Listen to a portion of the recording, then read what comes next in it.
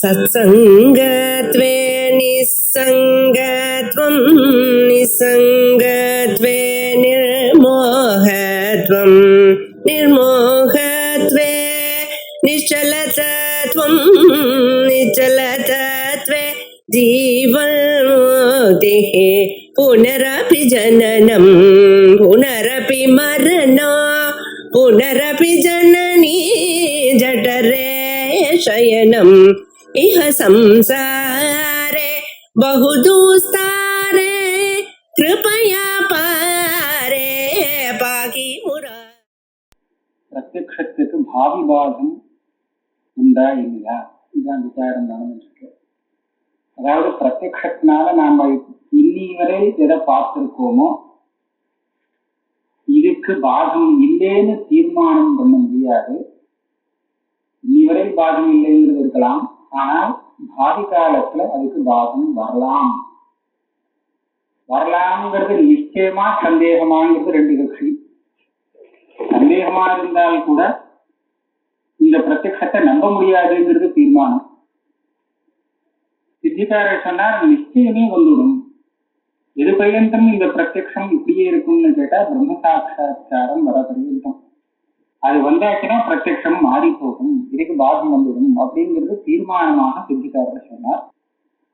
இதுக்கு முன்னாடி உள்ள கிரந்தக்காரெல்லாம் பிரம்ம சாட்சாத் அவளுக்கும் இது இஷ்டம்தான். பிரம்ம சாட்சா்காரம் வந்தால் இப்ப இருக்கக்கூடிய பிரத்யக்ஷத்துக்கு பாகம் ஏற்படுங்கிறதுல ஒன்றும் சந்தேகம் இல்லை. ஆனா அது வரத்துக்கு முன்னாடி பர்யந்தம் இதுக்கு மேல ஒரு பாதகம் வந்தாலும் வரலாம்னு சந்தேகத்தின் பேர்லயே அவ இந்த பிரத்யக்ஷத்தினுடைய பிராபல்யத்தை இல்லேன்னு சொல்லிட்டு வந்தான். நியாயாமிரதக்காரர் என்ன சொன்னார்னா, ஒரு சந்தேகம் மேல வருதுங்கிறத வச்சுட்டு இந்த பிரத்யக்ஷத்தை நீ துர்பலமாக சொல்ல முடியாது.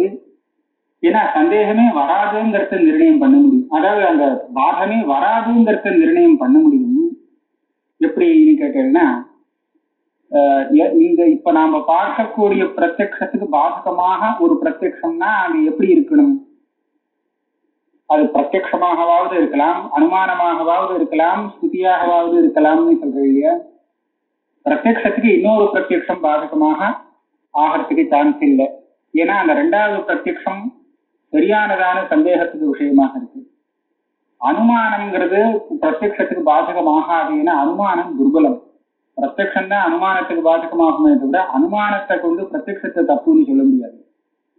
ஸ்ருதியும் அதே மாதிரிதான். அதனால இப்ப நாம பார்க்கிற பிரத்யக்ஷத்துக்கு பாதகம் எதுவுமே இல்லை. சித்திகாரர் சொன்னார், இதுக்கு எல்லாத்தையும் கண்டனம் பண்ணிட்டார்.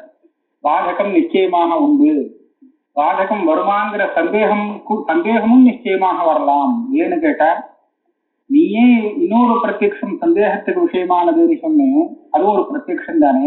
அப்ப அது சந்தேகத்துக்கு விஷயமானால் இந்த பிரத்யக்ஷத்துல சந்தேகம் வராமல் போகுமா? நம்ம பார்க்கிற பிரத்யக்ஷம் தவறாக இருக்குமோங்கிற சந்தேகம் வர்றதுக்கு ஒன்றும் இடைஞ்சல் கிடையாது. அது சொன்னார். இன்னொன்னு, ஸ்ருதி பிரத்யக்ஷமோ அனுமானமோ விட்டுருக்கோம். ஸ்ருதி இதுக்கு விருத்தமான அர்த்தத்தை, பிரத்யக்ஷத்துக்கு விருத்தமான அர்த்தத்தை போதிக்கிறதுனால அந்த ஸ்ருதிக்கு அர்த்தத்தை மாற்றி வச்சுக்கணுமா இல்ல இந்த பிரத்யக்ஷத்தை தப்பாக வச்சுக்கணுமாங்கிற சந்தேகம் நிச்சயமாக வரும். அதனால இப்ப இருக்கிற பிரத்யக்ஷத்துக்கு பாத சந்தேகம்ங்கிறது தாராளமா வரலாம் அப்படின்னு சித்திகாரர் சொன்னார். இதுக்கு மேல ஒரு சின்ன கேள்வி கேட்டார். குமாரில பற்றி சொல்றதுக்கு விருத்தமாக நீங்க சொல்லிட்டு இந்த பிரத்யக்ஷத்துக்கு நீங்க பிராமாண்யம் கொடுக்கலன்னு சொன்னால் உங்க அனுமானமே ஏறாது. ஏன்னா அனுமானம் ஒரு திருஷ்டாந்தத்தை காமிச்சு அதே போலத்தான் இதுன்னு சாதிக்கக்கூடியது. சுத்திரூப்பியம் மித்யாங்கிறத திருஷ்டாந்தமாக கொண்டு சுத்திரூப்பியம் போலத்தான் இந்த பிரபஞ்சமும் மித்தேன்னு நீங்க அனுமானத்தை கொண்டு சாதிக்கிறீங்க. அப்ப இந்த பிரபஞ்சம் மித்தேன்னு சாதிக்கிறதுக்கு முன்னாடி சுத்திரூப்பியம் மித்தியங்கிறது சித்தமாக இருக்கணும். அப்பதானே அதை திருஷ்டாந்தமா காமிச்சு அதை போலத்தான் இதுன்னு சொல்லலாம். இந்த சுத்திரூப்பத்தை மித்தியன்னு நீ எப்படி கண்டுபிடிச்சேன்னு கேட்டா பிரத்யக்ஷத்தினாலேன்னு சொல்லலாம். இந்த பிரத்யக்ஷத்தினுடைய பிராமாண்யம் சந்தேகத்துக்கு விஷயமாயிடுச்சுன்னு சொன்னா எப்படி இதனால சுத்திரூப்பத்தை இது சொல்ல முடியும்? அதுவே முதல்ல சித்திக்காது, மித்தியன்னு சித்திக்காது அப்படின்னு அது சித்திக்கலைன்னா அனுமானம் வராது அப்படின்னு அவரு கேட்டார். அதுக்கு என்ன சொன்னாருன்னு சொன்னா, இல்ல சுத்தி ரூபியங்கிறது நமக்கு சத்தாபேதங்கள் இருக்கு. சுத்தி ரூபியத்தினுடைய சத்தையை விட அதிகமான சத்தையை கொண்டது சுத்தி ரூபியம் தப்புன்னு சொல்லக்கூடிய ஞானம். இது சுத்தி ரூபியம்னு எதாவது சொல்றோம். இது ரஜதம்னு தெரிஞ்ச ஞானத்தை விட இது ரஜதம் இல்லைன்னு தெரியக்கூடிய ஞானம் இருக்கே சுத்தியில, இந்த ஞானத்துக்கு பலம் ஜாஸ்தி. காரணம் என்னன்னா, ரஜதம்ங்கிற பிராந்தியில தெரியக்கூடிய ரஜதம் பிராதிபாசிகம். ரஜதம் இல்லை அப்படின்னு தெரிவிக்கக்கூடிய ஞானத்துல தெரிகிறதே இது வியாபகாரிக்கம், அது நிஜமாவே சுத்தியா இருக்கு. அப்போ அந்த விஷயத்துல கொஞ்சம் அதிக சத்தை இருக்கு. பிராதிபாசிக சக்தியை விட வியாபகாரிக சத்தை பிரபலமான சத்தை, அதை கொண்டதாக இருக்கிறதுனால இந்த பிரத்யக்ஷம் நிச்சயமாக சுத்தி ரூபத்தை பிராதிபாசிகம்னு சாதிக்க முடியும். அப்படி சாதிச்சாச்சுன்னா அதை திருஷ்டாந்தமா வச்சு பிரபஞ்சத்துல அனுமானம் பண்றது ஒன்றும் சிரமம் இல்லை. பட்டர் சொன்னாரேன்னு கேட்டா அதுக்கெல்லாம் வேற அர்த்தம் இருக்கு. நான் எங்களை பத்தி சொல்லலை, அவர் பௌத்தாவை பத்தி பேசிட்டு வந்திருக்காருன்னு சொல்லிடுவாங்க. இதுக்கு மேல நியாயாமிர்த்தக்காரர் இப்போ பல கேள்விகளை கிளப்புறார். ஒரு விஷயம் பார்க்கணும். ஒருத்தனுக்கு இது ரஜதம் அப்படின்னு பிராந்தி வந்திருக்கு. இது ரஜதம்னு ஒருத்தன் பார்த்து சொல்லிட்டு இருக்கான்னு சொன்னா, இவனுக்கு இந்த பிரமத்தை நிவர்த்தி பண்ணக்கூடிய பாதக ஞானமாக அமையக்கூடிய ஞானம் இதுவாக இருக்கும். யோசிக்கணும். இது ரஜதம் இல்லை, இது சுக்தி அப்படிங்கிற ஞானம் தான் பாதகமாக அமையும். இதை விட்டுட்டு இது ஒரு வஸ்து, இது ஒரு திரவியம், கண்ணால பார்க்கக்கூடிய பொருள் அப்படின்னு எல்லாம் தெரிஞ்சா இதனால அந்த பிராந்தி நிவர்த்தி ஆகுமோ? ஏன்னு கேட்டா, அதான் அவனுக்கு பிராந்தி காலத்திலே தெரியுறதே இது ஒரு திரவியம்ங்கிறது நன்னா தெரியுது, கண்ணால பார்க்கிறோங்கிறது தெரியுது, எதிர்த்தாப்புல இருக்குங்கிறது தெரியுது. இந்த வஸ்துக்கள்லாம் பிரமத்துக்கு விரோதியாக சொல்ல முடியாது. அப்பனா பிராந்தி காலத்துல இவனுக்கு எது தெரியாமல் இருந்ததோ நியமேன தெரியாம இருக்கணும். பிராந்தி காலத்திலே தெரியக்கூடிய விஷயமா இருந்துருத்துன்னு சொன்னா அது பிராந்தியை போக்காது. பிராந்தி காலத்துல தெரியாமல் இருந்து அப்புறமா தெரியக்கூடிய ஒரு விஷயம் இருக்கே, இதுதான் அந்த பிராந்தியை நிவர்த்தி பண்ணும் அப்படின்னு நம்ம ஒரு நியமத்தை ஒத்துக்கணும். ரஜதமாக பார்க்கும் போது அதுல உள்ள இந்த சுக்திங்கிற அம்சமானது தெரியாமல் இருந்தது. அதுக்கப்புறம் அதை தெரிஞ்ச உடனே இந்த பிராந்தியை அதை நிவர்த்தி பண்ணிருக்கு. இப்ப ஏற்பட்ட ஒரு விசேஷத்தை விட்டுட்டு வேற நீங்க என்ன சொன்னாலும் இந்த பிராந்தியை நிவர்த்தி பண்ண முடியாது. அது ஒரு திரவியம், கண்ணால பார்க்கக்கூடியது, அது எழுத்தாப்புல இருக்கு, வெளிச்சத்தினால தெரியும் அப்படின்னா என்ன சொன்னாலும் சுக்தி சம்பந்தப்பட்ட விசேஷமாக இருந்தாலும் கூட அது பிராந்தி காலத்துல தெரியக்கூடிய விசேஷமாக இருந்துருக்குன்னு சொன்னா அது அந்த பிரமத்தை போக்காது. ஆக ஒரு நியமம் என்ன கிடைச்சதுன்னு கேட்டா, பிரம காலத்துல இவனுக்கு தெரியாத ஒரு விசேஷம்தான் அப்புறமாக தெரியும் போது இந்த பிராந்தியை நிவர்த்தி பண்றதுன்னு ஒத்துக்கணும். இது ஒத்துண்டா என்ன, இதனால என்ன உங்களுக்கு லாபம் அப்படின்னு கேட்பேன்.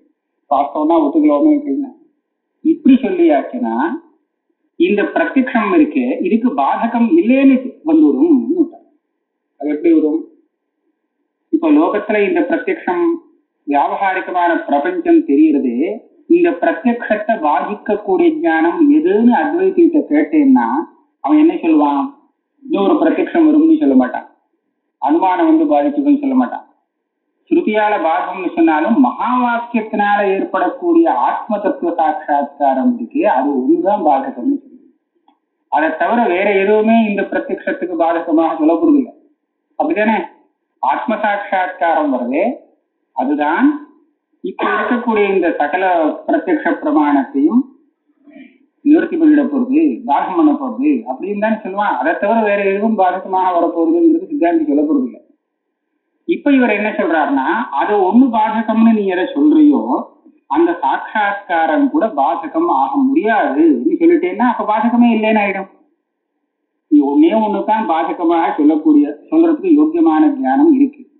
அந்த ஒண்ணு கூட பாதகம் ஆகாதுன்னு நான் யுக்தியை கொண்டு சொன்னேன்னா அப்ப பாதகம் இல்லை, இப்ப உள்ள பிரத்யக்ஷத்துக்கு பாதகம் இல்லைங்கிறது தீர்மானம் ஆயிடும். அதே எப்படி நீங்க சொல்றேன்னு கேட்டால், மகா வாக்கியத்தினால ஏற்படக்கூடிய சாட்சா்காரத்துக்கு விஷயம் என்ன? வெறும் ஆத்மா தானே, ஒரு விசேஷமும் இல்லாத வெறும் ஆத்மான்னு சொல்றது. அந்த வெறும் ஆத்மா சொப்பிரகாசமாக எல்லா காலத்திலையும் பாதிக்கின்றது. அது பாதிக்காம இல்லவே இல்லை. சம காலத்திலையும் பாதிக்கின்றிருக்கு, பாத காலத்திலையும் பாதிக்கின்றிருக்கு. இதம் ரஜதம்னு பாதிக்கிறது. அந்த ஆத்மா தெரியாம இவனுக்கு எப்படி ஒன்றும் பாதிக்க முடியாது. சத்தியபாசா சர்வமிதம் விபாத்தின்னு இருக்கிறதுனால.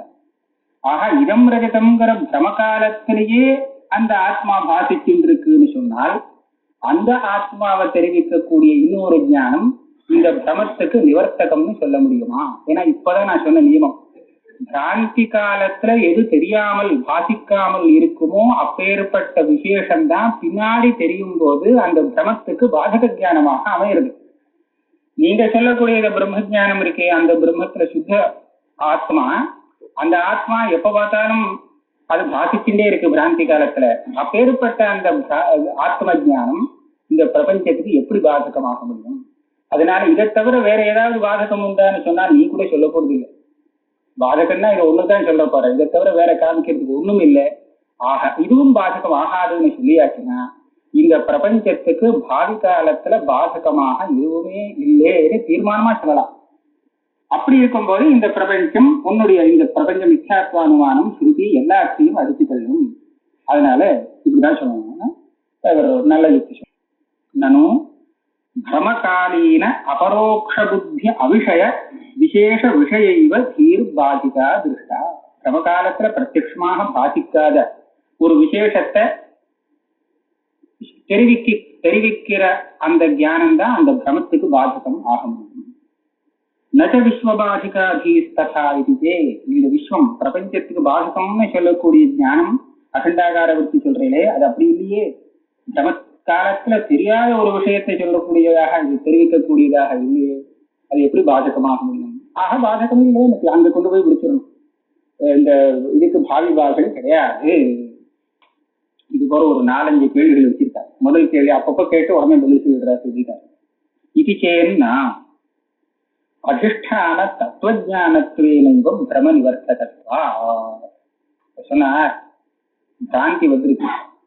இந்த பிராந்திக்கு எது நிவர்த்தி பண்ணும்னு சொன்னால், பிராந்திக்கு எது அதிஷ்டானம்னு சொல்றோமோ, அதாவது எதுல நமக்கு மாற்றி ஒரு பிராந்தி ஏற்பட்டிருக்கோ அதான் அதிஷ்டானம்னு சொல்றோம். அந்த அதிஷ்டானத்தினுடைய தத்துவம் தெரிஞ்சால் பிராந்தி நிவர்த்தி ஆகும். இதான் அது அந்த பிரம காலத்துல அது தெரியாமல் இருக்கணும், தெரிஞ்சிருக்கணும், அதெல்லாம் நான் ஒன்றும் சொல்ல முடியாது. பிரம காலத்துல அது பாதிக்கிறதோ பாதிக்கலையோ அதை பத்தி கவலை இல்லை. எது பிரமத்தை நிவர்த்தி பண்ணும்னு சொன்னால் அது பிரமத்துக்கு அதிஷ்டானமானது எதுவோ அதனுடைய தத்துவத்தை தெரிவிக்கக்கூடிய ஞானமாக இருக்கணும். அப்படி இருந்ததுன்னா அது இந்த பிராந்தியை போக்குது. இந்த சுக்தி இருக்கு பார்த்தீங்களா, சுக்திங்கிறது தான் அந்த இடத்துல அதிஷ்டான தத்துவம். சுக்தியை பார்த்து ரஜதம்னு இவன் நினைச்சிட்டு இருக்கான்னு சொன்னா அப்ப சுக்தி தெரியல, அந்த சுக்தி தான் அதிஷ்டான தத்துவம். அது தெரியாம இருக்குங்கிறது இருக்கட்டும், அப்புறமா அது தெரியும் போது இந்த பிராந்தி நிவர்த்தி ஆயிடும். இதே மாதிரி இங்க எப்படின்னு கேட்டா, மாயோபகிதமான இந்த சைத்தன்யம் இருக்கு. இந்த சைத்தன்யம் சமஸ்த பிரபஞ்சத்துக்கும் அதிஷ்டானமாக இருக்கு. மாயோபகிதமாக அதே சைத்தன்யம் தான் தெரிஞ்சிட்டு இருக்கு. அதுல தான் எல்லாத்தையும் ஆரோபணம் பண்ணி வச்சிருக்கு, சாந்தியில பாசிக்கிட்டு இருக்கு. இப்ப இதனுடைய தத்துவம் என்ன? சுத்த சைத்தன்யம் தான் தத்துவம். இதை தெரிவிக்கக்கூடிய ஞானம் மகா வாக்கியஜன்ய ஞானம். அப்ப அதிஷ்டான தத்துவ ஞானம் ஆயிடுச்சு. அது வந்ததுன்னா இது போடும். இப்ப பாசிக்கலன்னு நான் சொல்லல, அந்த அதிஷ்டான தத்துவம் அதிஷ்டானம் பாசிக்கிறதே தவிர அதிஷ்டான தத்துவம் பாசிக்கலன்னு சொல்ல. அது என்னதுன்னு மேற்கொண்டு விசாரம் பண்ணுவோம். அதாவது எப்படி பாசிச்சால் இந்த பிராந்தி நிவர்த்தி ஆகுமோ அந்த மாதிரி அந்த வஸ்து பாசிக்கிறது. அதனால இப்ப பிராந்தி நிவர்த்தி ஆகல. சமகாலத்துல தெரியாமல் அது பாதிக்காமல் இருக்கணுங்கிற நிர்பந்தம் இல்லைன்னு பதில் சொல்றாங்க. அதிஷ்டான தத்துவஜானத்வேனைவ பிரம நிவர்த்தகத்வா விஸ்வ நிவர்த்தக பிரம்மஜானஸ்ய ததாத்வா. இதுக்கு மேல அவர் கேள்வி கேட்டிருக்கார், முன்னாடியே கேட்டிருக்கார். நச்ச சப்பிரகாரிகைவ தீர பிரம நிவர்த்திகா. நீங்க சொல்றது வாஸ்தவம், அதிஷ்டான தத்துவஜானம் தான் நிவர்த்தகம் அப்படிங்கிறது வாஸ்தவம். ஆனால் இந்த அம்சத்தை விட முடியாது. சமகாலத்துல எந்த ஒரு விசேஷம் பாசிக்கலையோ அந்த பிராந்தி காலத்துல தெரியலையோ அந்த விசேஷத்தை தெரிவிக்கக்கூடிய ஞானம் தான் இதுக்கு நிவர்த்தகமாக அமையும். சுக்தித்துவங்கிற அந்த விசேஷம் பிரம காலத்துல தெரியல. அப்படி தெரியும் போது அது தெரிஞ்சாதான் அதை இதை நிவர்த்தி பண்ண முடியும். அது தெரியாம எப்படி நிவர்த்தி பண்றது? அந்த மாதிரி விசேஷம் எதுவுமே நீங்க வச்சுக்கலையே உங்க ஆத்மாவில. அதனால அந்த ஆத்ம ஜானம் நிவர்த்தகமாகாது. இது எப்படி சொல்றதுன்னு சொன்னா சப்பிரகாரக தீ. எந்த ஞானம் நிவர்த்தி பண்றது? இப்ப பாருங்க, இந்த ரஜதம்ங்கிற ஞான ஸ்தலத்துல ஒருத்தன் சொல்றான் இது ஒரு வஸ்து அப்படின்னு சொல்லி கொடுக்குறான்னு வச்சுங்களேன், இதனால அந்த பிராந்தி நிவர்த்தி ஆகாது. இது சுக்தி ரஜதம் இல்லை அப்படிங்கிற மாதிரி சொல்லி கொடுத்தாதான் இந்த பிராந்தி நிவர்த்தி ஆகுது. அப்ப என்னாச்சு, அந்த சுக்தித்துவங்கிற ஒரு விசேஷம் அந்த ஞானத்துல அவனுக்கு தெரிஞ்சாதான் இது அந்த பிராந்தியை நிவர்த்தி பண்ண முடியும். இப்படி ஒரு நிர்பந்தம் இருக்கு. நீங்க சொல்ற ஞானத்திலேயோ எந்த விசேஷமும் கூடுதலாக தெரியாததுனால இந்த ஞானமானது பாதகம் ஆக முடியாது அப்படின்னு சொன்னார். அதுக்கு இவர் என்ன சொல்றார், நிவர்த்தகதாயாம் சப்பிரகாரகத்துவத்தை கௌரவாத் அப்பிரவேசா. அதிஷ்டான நான் இவர் சொன்னதே சொல்லிட்டார். தத்துவஜானம் அதிஷ்டான தத்துவஜானம் தான் பாதகம். அது சப்பிரகாரகமாக இருக்கணும். அதுல முதல்ல தெரியாத ஒரு விசேஷம் தெரியணுங்கிறதோ அந்த நிர்பந்தம் இல்லை. திருப்பி இன்னொரு சொல்லிட்டார். அவன் கேட்பான், ஏன் நிர்பந்தம் இல்லை? இருக்குங்கிறது நமக்கு தெரியறதே, இவ்வளவு தூரம் நான் சொல்லிட்டே வரேன், நீங்க திருப்பி திருப்பி அதே சொல்றது. அப்பதான் இவர் வர நானும் ஆவசியகா சப்பிரகாரகத்துவ நியமஹா வியாவிருத்தாகார ஜானத்வேனைவ பிரம நிவர்த்தகத்வாத் அன்யதா அனுவர்த்தாகார ஜானாதபி தன்னிவர்த்தியாபத்தேரிதிகே. அந்த நிவர்த்தகமான ஜானம் பாதக ஜானத்துல ஒரு விசேஷம் ஏற்கனவே இல்லாதது பிரகாரமாக பாதிக்க வேண்டிய நிர்பந்தம் இருக்கு. அப்படி இல்லைன்னு சொன்னார் பொதுவான ஒரு தர்மத்தை வச்சு இது ஒரு வஸ்து அப்படின்னு தெரிஞ்சா கூட பிராந்தி எல்லாம் நிவர்த்தி ஆகணும். அப்படி ஆகிறது இல்லையே, அதனால அவசியமாச்சுன்னு சொன்ன. இப்ப சொல்ற சத்தியம் வியாவிருத்தாகாரத்வேன ஞானஸ்ய பிரம நிவர்த்தகதா நது தத்திர விசேஷ பிரகாரகத்துவ நியமஹா. என்னுடைய அபிப்பிராயத்தை கேளுங்கோ. பிரமத்தை நிவர்த்தி பண்ணக்கூடிய ஞானம் வியாவிருத்தாகாரமாக இருக்கணும். வியாவிருத்தாகாரம்னா என்னன்னு சொல்றேன். ஆனால் அதுல ஒரு விசேஷம் தெரியணுங்கிற அவசியம் இல்லை. விசேஷம் தெரிஞ்சாதான் அது வியாவிருத்தாகாரம் ஞானம்னு சொல்ல முடியாது. விசேஷம் தெரியலைன்னா அது வியாவிருத்தாகாரம் இல்லைன்னு சொல்ல முடியாது. ஆனால் வியாவிருத்தாகாரம்னு தெரிவிக்கிறதுக்கு என்ன அர்த்தம்ங்கிறது நான் மேல சொன்னேன்னா அது நிச்சயமா நிவர்த்தகம் ஆகும். ஒரு இது சொல்றேன்.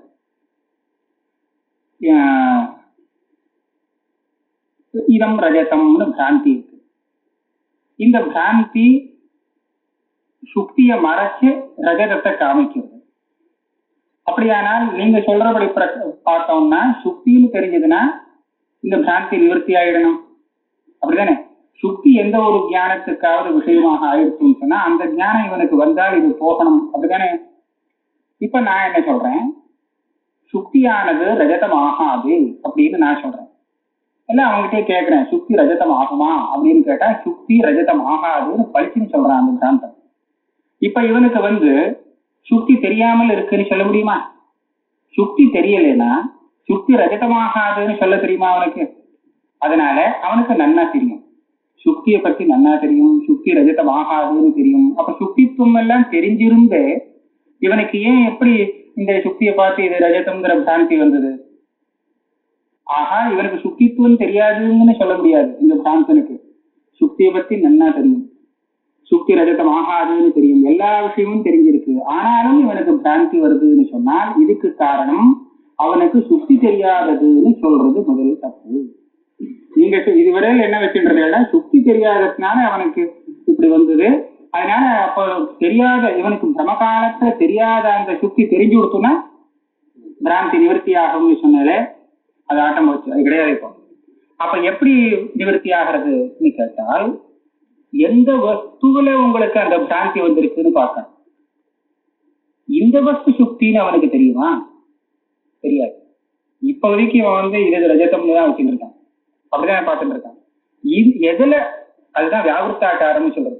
சுக்தின்னு சொன்னோம்னா அவன் பொதுவா இதை தவிர எத்தனையோ சுக்தி எல்லாம் பொதுவான ஒரு விஷயத்த சொல்லக்கூடியதாக அந்த சுக்தி தெரிஞ்சா மாத்திரம் போறாது. இது என்னன்னு சொல்லணும், இது சுக்தி, இது ரஜதம் இல்லை அப்படிங்கிறது தான் அவனுக்கு தெரியும். அப்ப எந்த ஒரு வஸ்துவில பிராந்தி ஏற்பட்டிருக்கோ குறிப்பிட்டு அந்த வஸ்துவை அப்படி இல்லைன்னு தெரிவிக்கக்கூடிய ஒரு ஞானம் வந்தால் அது பிராந்தியை நிவர்த்தி பண்ணணும் தான் நீங்க சொல்லணும். வெறும் சுத்தி தெரியறது தெரியலைங்கிறதுலாம் இல்லை. அப்படி பார்க்கும்போது அந்த வஸ்துவை தெரிவிக்கக்கூடிய ஞானம் அது ஒரு பிரகாரத்தோட சேர்ந்து இப்ப தெரியாத ஒரு விசேஷத்தை தெரிவிக்கக்கூடியதாக இருக்கணும்னு ஒண்ணு நியமமும் கிடையாது. இதை என்ன சொல்றதுன்னா வியாவிருத்தாகாரம்னு சொல்றது. அது என்னது வியாவிருத்தாகாரம்ங்கிறத இப்ப நிரூபணம் பண்றார். அப்படி இருந்ததுன்னா அதனால பிராந்தி நிவர்த்தி ஆகும். வியாவிருத்தாகாரமா இல்லைன்னு சொன்னா பிராந்தி நிவர்த்தி கிடையாது. இப்ப வியாவிருத்தாகாரங்கிறது என்ன? ததாஹி வியாவிருத்தாகாரதாஹி துவேதா பவதி. ஒரு ஞானம் வியாவிருத்தாகாரம்னு சொல்லப்படணுமானால் அதற்கு ரெண்டு விதம் இருக்கு. விசேஷணாத் உபலக்ஷணாத். அந்த வஸ்துவில ஒரு விசேஷம் அதிகப்படியாக தெரிகிறது, விசேஷணம்னு ஒண்ணு. இது ஒரு விதமான வியாவிருத்தாகார ஜானம். இன்னொரு வியாவிருத்தாகார ஜானத்துல அந்த விசேஷம் எதுவுமே இல்லை, உபலட்சணத்தினால வியாவிருத்தாகாரம்னு ரெண்டாவது வச்சுருக்கா. விசேஷணாத் வியாவிருத்தாகாரம், உபலட்சணாத் வியாவிருத்தாகாரம். அப்படின்னா என்ன? இன்னும் புரியல, இன்னும் கூட அது புரியல. அந்த சொல்றேன். விசேஷணங்கிறது நமக்கு படிச்சுன்னு நிறைய புரியும். அதாவது தண்டம் உள்ள மனுஷன், தண்டம் உள்ள மனுஷன் அப்படின்னு நம்ம தெரிவிக்கும் போது அந்த தண்டங்கிறது தண்டமும் தெரிகிறது, அந்த மனுஷன் தண்டத்தோடு சேர்ந்த அந்த மனுஷனும் தெரிகிறான். நான் விசேஷமா ஒரு தேவதத்தன் யாரு அப்படிங்கிற அடையாளம் காமிக்கும் போது இந்த கையில வச்சுட்டு இருக்கானே, தண்டம் வச்சுட்டு இருக்கானே அவன் தான் அப்படின்னு நான் விசேஷம் சொல்ல போது அவன் ரெண்டு சேர்த்து பார்த்து இதுதான் தேவதத்தன் கண்டுபிடிக்கிறான். அந்த தண்டம் மாத்திரம் அவன் கையில இருக்கலன்னு வச்சுங்களேன், அப்ப அவனால நான் சொன்னாலும் புரிஞ்சுக்க முடியாது. கையில தண்டம் வச்சுட்டு இருக்கிறவன் தான் மனுஷன், அந்த தேவதத்தன் அப்படின்னு நான் சொல்லும் போது இதுக்கப்புறம் பார்க்கறதுக்கு அவனுக்கு அந்த அந்த தண்டம் இருக்குங்கிறது தெரியும். அப்படி தெரிஞ்சதுன்னா அது விசேஷனம். இது தெரியலைன்னா நம்ம எல்லாரும் தான் மனுஷாலா இருக்கா, ஒன்னும் குறிப்பிட்டு ஒரு வஸ்துவை அவனால கண்டுபிடிக்க முடியாது. இன்னொரு இது ஒரு பிரகாரம் இருக்கு. இத்த முன்னாடி வரை இத்தனை பேர்ல அவன் ஒருத்தன் கையில தண்டம் வச்சுட்டு இருந்ததை இவன் பார்த்திருக்கான். ஆனா அப்ப தேவதத்தனை பத்தி ஒன்னும் சிந்தை இல்லை. அதுக்கப்புறம் என்கிட்ட கேட்கும் போது நான் என்ன சொல்றேன்னா கையில தண்டம் வச்சுட்டு இருக்கிறவன்னு அதே லட்சணத்தை சொல்றேன். ஆனா இப்ப அவன் இன்னொரு தடவை பார்க்கும்போது அவன் கையில தண்டம் இல்லை, தண்டத்தை எடுத்து வச்சு. ஆனா இப்பவும் அவன் கண்டுபிடிச்சு விடுறான் இதுதான் தேவதத்தன். ஏன்னா இதுக்கு முன்னாடி அவன் இவளாரும் இத்தனை பேர்ல இவன் ஒருத்தன் தான் தண்டத்தை வச்சுட்டு இருந்திருக்காங்கிறத அவன் பார்த்திருக்கான் இல்லையா. அப்படி பார்க்கும்போது அது அவனுக்கு ஞாபகம் இருக்கு. இந்த தண்டத்தை எடுத்து வச்சதுக்கு அப்புறமும் நான் தண்டம் கையில வச்சுட்டு இருக்கிறவன் தேவதத்தன் ஒரு லட்சணத்தை சொல்லும் போது கண்டுபிடிச்சு விடுறான் இந்த ஆள் தான் அப்படின்னு. இந்த இடத்துல அந்த தண்டம் என்ன இருக்குன்னா உபலட்சணமா இருக்கும். ஏற்கனவே விசேஷனம். இவன் தேவதத்தன்னு புரிஞ்சுக்கிற காலத்துல அதுவும் இருந்து காமிச்சு கொடுத்துருந்தது. இதுதான் தேவதத்தன்கிறத காமிச்சு கொடுத்தது.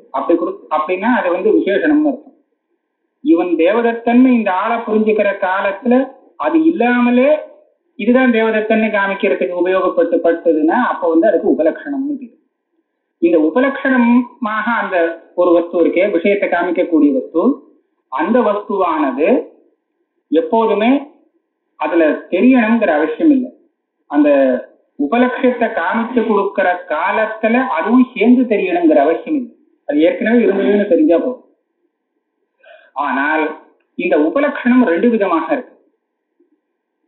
உபலட்சணம்ங்கிறது இன்னொரு தர்மத்துக்கு உபலட்சணமாக ஒரு சில இடத்துல அமையும், ஒரு சில இடத்துல நேரடியாக அந்த உபலட்ச ஸ்வரூபத்தை காமிச்சு கொடுக்கும். இப்ப நான் தேவதத்தன் சொல்ற இடத்துல இது நேரடியா தேவதத்த ஸ்வரூபத்தையே காமிச்சு கொடுத்தது. அந்த சமயத்துல அந்த தண்டம் அவன் கையில இல்லாட்டாலும் ஏற்கனவே இருந்ததுங்கிறது தெரிஞ்சதுனால தேவதத்த ஸ்வரூபத்தை அழகா இவன் புரிஞ்சுக்கிறதுக்கு அது காரணம் ஆயிடுச்சு. இது உபலட்சணம். இன்னொரு சில இடமும் இருக்கு. அங்க என்ன ஆகும்னு கேட்டா நிறைய காக்கவத் தேவதத்த கிரகம் அப்படின்னு சொல்றான். தேவதத்தருடைய கிரகம் எதுன்னு தேடின்னு வந்துட்டு இருக்கான். எல்லா கிரகத்தையும் பார்த்துன்னு வந்துருக்கும் போது கண்டுபிடிக்க முடியல. அப்ப ஒருத்தன் சொல்றான் காக்கா உட்கார்ந்து இருக்கிறது தான் தேவதத்தனுடைய கிரகம் அப்படின்னு சொல்றான். இப்ப திரும்பி போகும்போது காக்கா கிளம்பி போயிடுச்சோ. காக்கா கிளம்பி போனாலும் இந்த கிரகத்துலதான் அந்த காக்கா கிளம்பி போயிருக்குங்கிறதுக்கு ஒரு சில அடையாளங்கள் இருந்து என்னவோ உத்துருணத்துவாதிகள் சொல்றாங்க. அந்த மேல ஏதோ திங்கள்லாம் முளைச்சிருக்கு, புல்லு முளைச்சிருக்கு, காக்கா அது மேல உட்கார்ந்து மேல கிளம்பி போயிருக்கிறதுக்கு அடையாளமா என்னன்னா இப்பதான் அது மேல திரும்பி தூங்குறது. காக்கா உட்காரும் போது அந்த புல்லுகள்லாம் கொஞ்சம் அமுகிது. இப்ப அது கிளம்பி போறோன்னா திரும்பி தலையை தூக்குறது இல்லையா, இதை உற்றுநக்கும். இப்படி மேல வருது, ஓஹோ இந்த கிரகத்துலதான் காக்கா உட்கார்ந்து இருக்குங்கிறதுக்கு அடையாளமாக அதை வச்சுக்க வேண்டியது. அந்த அடையாளத்தை கொண்டு சரி இதுதான் தேவதத்த கிரகம்னு காமிச்சது. இப்ப என்னாச்சு, காக்காவை வச்சுட்டு நேரடியாக அவன் அந்த கிரகத்தை கண்டுபிடிக்கல. முதல்ல காக்கா இதுகளை தான் உட்கார்ந்துட்டு இருக்கணும் அப்படிங்கிறத கண்டுபிடிச்சான் இன்னொரு தர்மத்தை கொண்டு. இந்த திருணங்கள்லாம் அப்படி மேல தலையை தூக்குறத வச்சுட்டு உத்திருணத்துவாதிகளை வச்சுட்டு அதுக்கப்புறம் இதுதான் தேவதத்த கிரகம்னு கண்டுபிடிச்சான். இப்ப இப்பேற்பட்ட ஸ்தலத்துல உபலட்சணம் இன்னொரு தர்மத்துக்கு உபலட்சணமாகி அப்புறம் அந்த விஷயத்தை காமிச்சு கொடுக்குறது. இந்த மாதிரி 2 விதம் இருக்கு.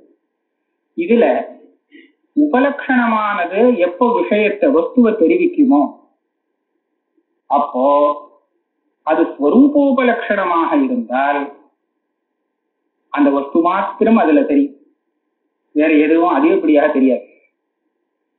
உபலட்சணம் இன்னொரு தர்மத்துக்கு உபலட்சணமாக இருந்து அதோட சேர்த்து வஸ்துவை தெரிவிக்கும் பட்சத்துலதான் அப்போ வேற ஒரு விசேஷமும் கூட தெரியும். வஸ்துவை தவிர இன்னொன்னும் தெரியும், புல்லெல்லாம் மேல வருது அப்படிங்கிறதும் தெரியும்.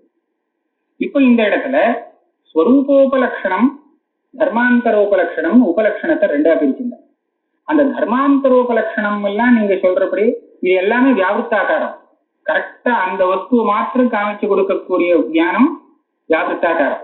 அந்த வஸ்துவை மாத்திரம் தெரிவிக்கிறதுக்கு காரணமாக இருக்கிறது ஒரு விசேஷணமாக இருக்கலாம், ஒரு உபலட்சணமாக இருக்கலாம்.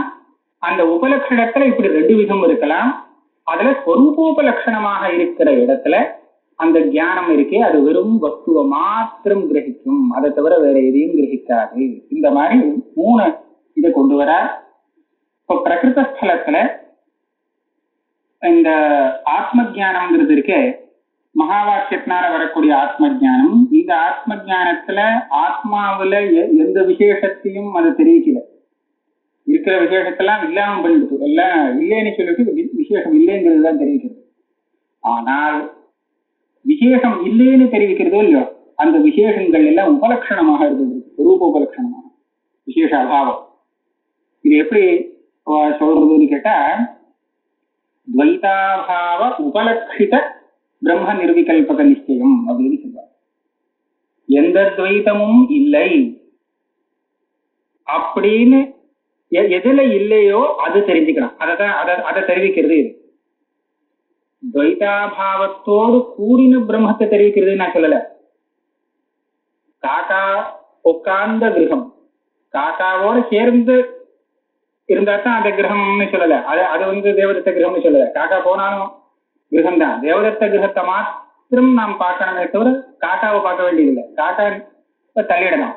அது போல துவைதமே இல்லாத ஸ்வரூபம் அப்படின்னு சொல்லும் போது ஸ்வரூபத்தை தான் எடுத்துக்கிடமே தவிர அந்த துவைதம் இல்லாதங்கிற அம்சத்தை தள்ளலாம். அந்த காக்கா ஸ்தானத்துல துவைத அபாவத்தை வச்சுக்கணும் உபலட்சணமாக. எந்த துவைதமும் இல்லாத ஸ்வரூபத்தை அது காமிக்கிறது அப்படின்னு சொன்னால் அந்த ஞானத்துல அந்த ஸ்வரூபம் மாத்திரம் விஷயமாகுமே தவிர துவைதம் இருக்கு இல்லைங்கிற துவைதம் கிட்டே வராது, அதுல விஷயமே ஆகாது. இதுதான் ஸ்வரூபோபலட்சண ஜானம்னு சொல்றது. இதுவும் ஒரு வியாவிருத்தாகார ஜானம். அப்பேற்பட்ட ஞானம் நிச்சயமாக பிரபஞ்சத்துக்கு பாதகம் ஆகலாம். ரொம்ப தோசை கொண்டு போய் இது கொண்டு விட்டார். அதாவது பிரமத்துக்கு எந்த ஞானம் பாதகம் ஆகலாம்னு சொன்னா அந்த ஞானம் எதுல உனக்கு பிராந்தி வந்ததோ நேரடியா அந்த வஸ்துவை வியாவிருத்தமா காமிக்கக்கூடியதாக இருக்கணும், பொதுவாக காமிக்கிறதாக இருக்கக்கூடாது. அதுக்குதான் வியாவிருத்தாகாரம்னு சொல்றது. அதுல விசேஷங்கள்லாம் பிரகாரமா விசேஷமா பாசிக்கணுங்கிறதெல்லாம் ஒரு நியமமும் இல்லை. அதை மாத்திரம் கரெக்டா தெரிவிக்கக்கூடிய ஞானமாக இருந்தாலும் போதும். அது சில இடத்துல பிரகாரத்தோடு கூடியதாக விசேஷத்தோட கூடியதாக இருக்கு, சில இடத்துல விசேஷம் இல்லாமல் நிர்விகல்பகமாக இருக்கு. அது எங்க அப்படி இருக்குங்கிறதுக்கெல்லாம் ஒரு விவஸ்தை பண்ணி வச்சிருக்காரு, தாற்பயத்தை வச்சு விவஸ்தை பண்ணி. அந்த மாதிரி ஞானம் இருக்கிறதுனால மகா வாக்கியத்திலிருந்து உண்டாகிற ஞானம் நிச்சயமாக பிரத்யக்ஷத்துக்கு பாதகம் ஆகலாம். அதனால இந்த பிரத்யக்ஷத்துக்கு பாவி காலத்துல பாதம் உண்டுங்கிற நிச்சயம் ஏற்படுறது. சத்தியம் வியாவிருத்தாகாரத்வேன ஞானஸ்ய பிரம நிவர்த்தகதா நது தத்திர விசேஷ பிரகாரகத்துவ நியமஹா. அந்த பிரம நிவர்த்தகமான பாத ஞானத்துல ஒரு விசேஷம் பிரகாரமாக பாதிக்கணுங்கிற நியமம் கிடையாது. ததாஹி வியாவிருத்தாகாரதாகி துவேதா பவதி. இந்த ஞானம் பிராந்தியை நிவர்த்தி பண்ணக்கூடியதாக இருக்கணும் சொன்னா அதுக்கு அந்த வியாவிருத்தாகாரத்துங்கிற விசேஷம் இருக்கணும்.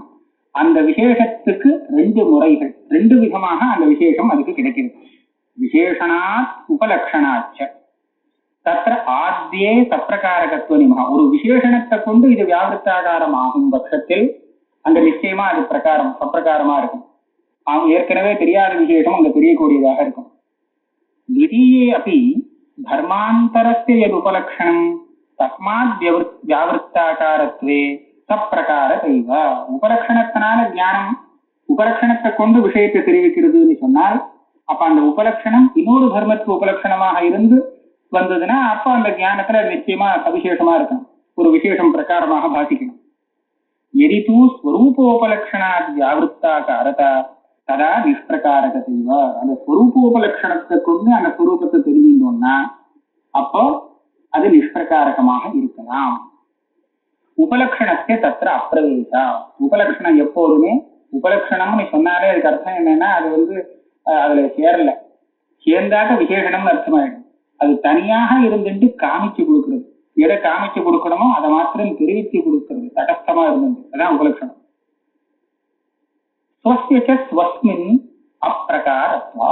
சரி, அந்த பிரம்மஸ்வரூபம் ஒண்ணுதான் அந்த மகா வாக்கிய ஞானத்துக்கு விஷயம்னு சொல்றது, வேற எதுவுமே பாதிக்கலைன்னா அதுக்காக அதுல எதுவுமே பிரகாரம் இல்லைன்னு ஏன் சொல்லணும்? அந்த ஆத்மாவே ஆத்மாவிடத்துல பிரகாரமாக பாதிக்கிறதுன்னு சொல்லக்கூடாதா? அதெல்லாம் சொல்ல முடியாது. பிரகாரம் விசேஷம் அப்படின்னு சொன்னா இது ரெண்டுக்கும் பேதம் இருக்கணும். இது விசேஷம், இது பிரகாரம் அப்படின்னு விசேஷம் ஒரு இது விசேஷம், இது சாமானியம்னு ஏதாவது கொஞ்சம் பேதமாக இருக்கும். ரெண்டும் ஒண்ணு. நிர்விசேஷம் நிஸ்தாமான்யமா இருக்கக்கூடிய ஆத்மஸ்வரூபம் தனக்கு தானே விசேஷணமாகவும் விசேஷமாகவும் இருக்க முடியாது. ஸ்வஸ்மின் அப்பிரகாரத்வா. ஸ்வஸ்மின் அப்பிரகாரத்துவம் ஏன் வர முடியாது? வரலாம் போல இருக்கே அப்படின்னு கேட்டா, சர்வம் பிரமேயம் அப்படின்னு இது நான் தார்க்கிகான்னு சொல்லக்கூடிய ஒரு இது. லோகத்தில் இருக்கக்கூடிய எல்லா வஸ்துவும் ஒண்ணு கூட பாக்கி இல்லாமல் எல்லாமே பிரமேயம். பிரமேயம்னா பிரமேயத்துவங்கிற விசேஷத்தை உடையது. அப்ப வஸ்து விசேஷம், பிரமேயத்துவங்கிறது ஒரு விசேஷம். பிரமேயத்துவம்னா என்ன தெரியுமோ, நான் ஒரு ஞானத்துக்கு விஷயமாகும் தன்மை, ஒரு ஞானத்துக்கு விஷயமாகும் தன்மையத்தான் பிரமேயத்துவம்னு சொல்றது. அப்படித்தானே எல்லா வஸ்துவும் இருக்கு. அப்படி இல்லாத வஸ்து எதுவே இல்லை. அப்ப அந்த தன்மை இருக்கே பிரமேயத்துவங்கிறது ஞானத்துக்கு விஷயமாகும் தன்மை, அது கூட ஞானத்துக்கு விஷயமாகக்கூடியதாகத்தான் இருக்கு. அப்ப அந்த பிரமேயத்துவத்திலும் பிரமேயத்துவம் இருக்கு. அப்போ அதே பிரமேயத்துவம் விசேஷமாகவும் அதே பிரமேயத்துவம் விசேஷணமாகவும் இல்லையா? அது போல ஒரே வஸ்து விசேஷமாகவும் விசேஷணமாகவும் இருக்கிற மாதிரி இந்த ஒரே ஆத்மஸ்வரூபம் மகா வாக்கியத்திலிருந்து வரக்கூடிய ஞானத்துல விசேஷமாகவும் பிரகாரமாகவும் ஏன் பாதிக்க கூடாது நடுப்புற கேட்டார். அது சொன்னார், அது துவயாபி கேவலான்வயின்னேவ அகத்தியா தசாங்கீகாரா. எந்த வஸ்துவுக்கு அபாவம் இல்லையோ அது கேவலான்வயின்னு சொல்லுங்க. நீ கூட எல்லா இடத்துலயும் இப்படி ஒத்துக்கல. கேவலான்வயின்னு சொல்லக்கூடிய இடத்துல தர்மங்கள்ல மாத்திரம்தான் நீ இந்த மாதிரி ஒத்துட்டு இருக்கே. சரி, நீ ஒத்துக்கலையேன்னு கேட்டா வேதாந்தியை பார்த்து, எனக்கு கேவலான்வயின்னு ஒண்ணு கிடையாது, எதுவுமே கேவலான்வயில. நீ கேவலான்வயின்னு ஒண்ணு ஒத்துண்டு அது தனக்கு தானே விசேஷணமாக ஆக முடியும் அப்படின்னு அந்த இடத்துல மாத்திரம் சொல்லிட்டு இருக்க. எனக்கு அந்த நிர்பந்தம் கிடையாது. ஏன்னா எனக்கு கேவலான்வயின்னு ஒண்ணு கிடையாது, நது சர்வத்ரா. அதனால ஆத்மஸ்வரூபம் மாத்திரம் பாசிக்கக்கூடிய அந்த ஞானம் நிர்விகல்பகம்னு சொல்றது. அதுல எந்த ஒரு விசேஷமும் பிரகாரமாக விசேஷமாக பாதிக்கல. அந்த ஞானம் இது நிச்சயமாக இந்த பிரத்யக்ஷத்துக்கு பாதகங்கிறது தீர்மானம்.